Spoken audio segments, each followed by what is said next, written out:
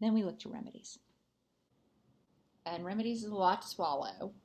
Luckily, it's not a giant deal on the FILC. It's usually a small part of your fact pattern. Usually goes along with, you have to prove a tort, or you have to prove a contract, or you have to prove whatever it is that you're proving, and then remedies is going to be a small part of it.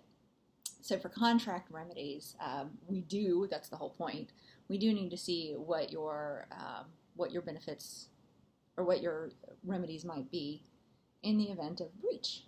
Okay, so here's what we're going to look at. We're going to look at damages, restitution, injunction, rescission, and reformation. Those are the types of remedies that are available in a contracts action. Damages, restitution, injunction, rescission, and reformation. Okay, damages is basically just your money damages. Okay, your compensatory damages, maybe consequential damages, incidental damages, all that kind of good stuff that goes along with it. Damages, money. Restitution is kind of being paid back. Okay, so you put money into something, and you're getting restitution. Your restitution for for your troubles. Injunction is basically your specific performance. Okay, we're either gonna stop you from doing something, or we're going to make you do what you promised to do. Okay, so restitution is a form of damages, but it's not your compensatory damages per se. Okay, you're being compensated for having been wronged in a contract situation. Okay, so you're getting restitution. Injunction, rescission just means we're rescinding the contract, and reformation means we're reforming the contract, usually to reform it to reflect the true agreement of the parties. Okay, so remedies, damages, restitution, injunction, rescission, and reformation.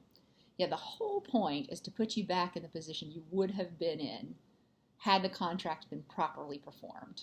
Restitution puts you back in the position you were in prior to contracting, if that makes sense. Thank you for that, Terry.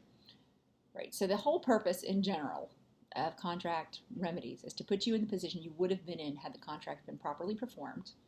Restitution means we're putting you back in the way that you were before you contracted in the first place. Does that make sense to everyone?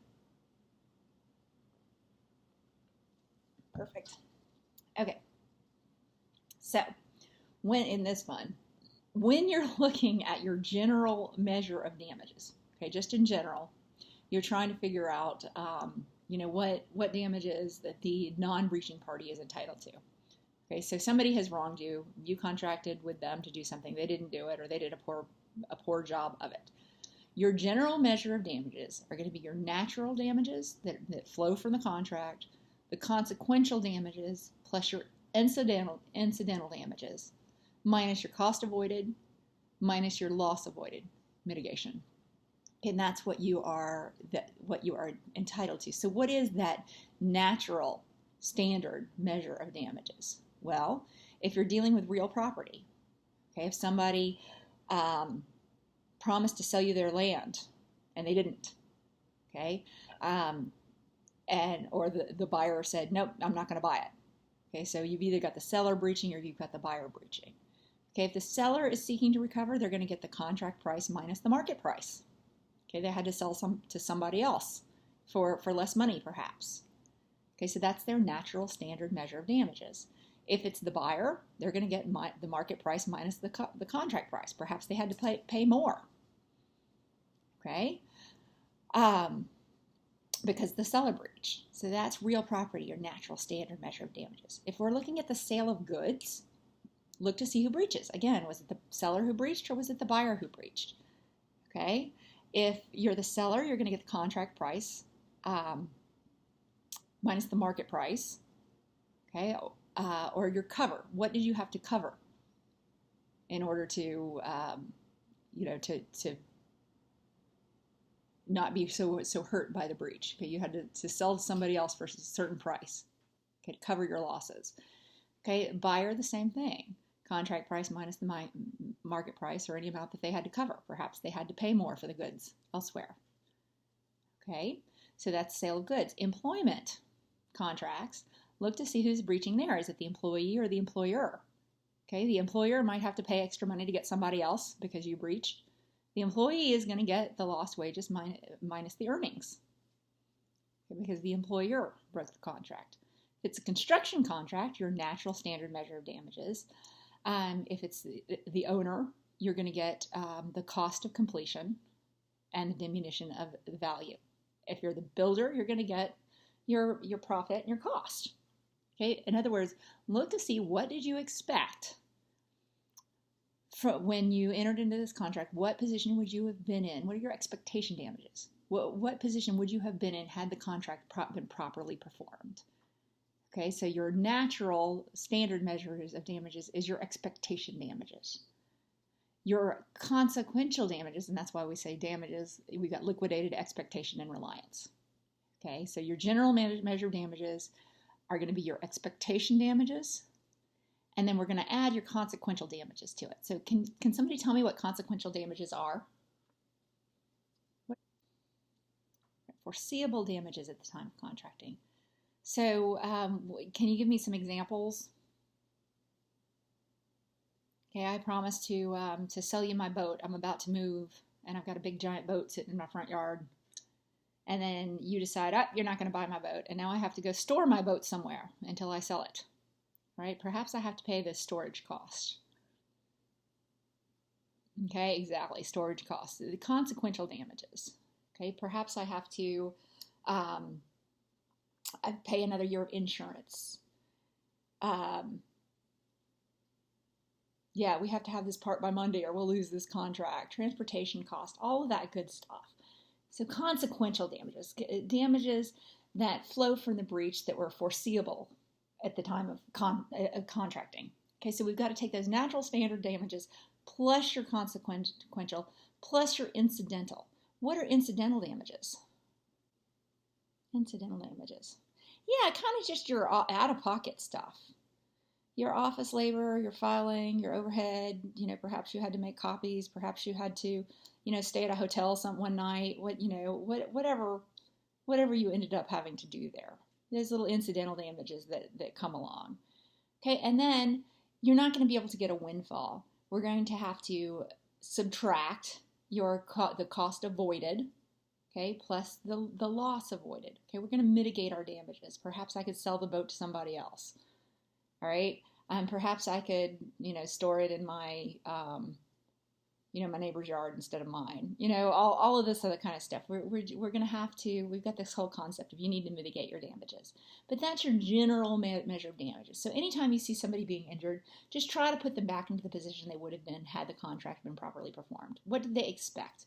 And during your analysis of what they expected, make sure you include those consequential, those foreseeable damages, plus your incidental, and then just look to see if there's any cost avoided or loss avoided that you can subtract out of it to come up with those damages. Otherwise, you might have a liquidated damages clause. A liquidated damages clause. If your contract has a liquidated damages clause, what you need to do is you need to decide if it is enforceable. Decide if it's enforceable. If it is enforceable, we are going to enforce it as written. Okay, if it's not, then we're going to not enforce it, and we're going to look back to our expectation damages. Okay, so always look to see if there's a liquidated damages clause. If it's enforceable, it's going to control. Okay, but again, liquidated damages clauses, they have to be a reasonable estimate of the possible losses. They can't be punitive. The damages have to be kind of difficult to ascertain, in the beginning, all that kind of good stuff. So look to see if the liquidated damages clause is enforceable. If it is, we'll enforce it. If it's not, look to your expectation damages. Most of the time, if this was an essay and I saw a liquidated damages clause, I would go ahead and I would do the analysis of both. Even if you found that the liquidated damages clause is enforceable, I'd say just in the event that it's not, the expectation damages would be la la la la la, right? And make sure it's not a punishment, exactly. And then reliance damages, that's just your, kind of like your promissory estoppel. You relied on the promises of another. What were your reliance damages? Okay, so those are different types of damages: our liquidated, our expectation, and our reliance. Does that make sense? And if you remember that general measure of damages formula up there, you'll be 90% of the way there. Okay, so let's talk about restitution for a few minutes here. Restitution, all right. There are certain grounds for restitution. You're seeking restitution on the grounds of mistake, breach, or unenforceable contract. Okay, so for whatever reason your contract is unenforceable, perhaps it does not comply with the statute of frauds. Okay, and you need restitution. You need to be put back in the position you were before the contract was entered into. Okay, yeah, lots of formulas. So we might have an unenforceable contract. You can get restitution on the grounds that it's unenforceable and you're out money because of it. Okay, you can get restitution on the grounds of breach. Okay, you've already performed. You put in this much money, and you want it back. Okay, so we can probably get we can definitely get restitution on the grounds of breach. Okay, mistake. Can you get restitution on the grounds of mistake? Yeah. So look to see if you've got one of these three things going on, and see if you want restitution. Now, most likely you're going to be getting your damages instead of restitution, but there might be certain situations in which you want restitution. Okay, perhaps it was a bad contract in the first place. You don't want this contract to be performed, and thank God it didn't comply with the statute of frauds, or thank God the person poorly performed. You want restitution instead, right? And then look to see what your measure of recovery is going to be if you're seeking restitution. If you're dealing with breach, the relief is the value to the breachor. Value to the breachor. Okay, how much have you given this guy that poorly performed? And if you are the breachor, you were the one that poorly performed yourself, your measure is the value conferred less damages. Okay, I painted half of his house. Okay, and but now he's having to pay somebody $50,000, or not 50. He's having to pay somebody $5,000 to finish it. Okay, so your measure is going to be the value you've conferred upon the non-breaching party minus the damages you caused him, right?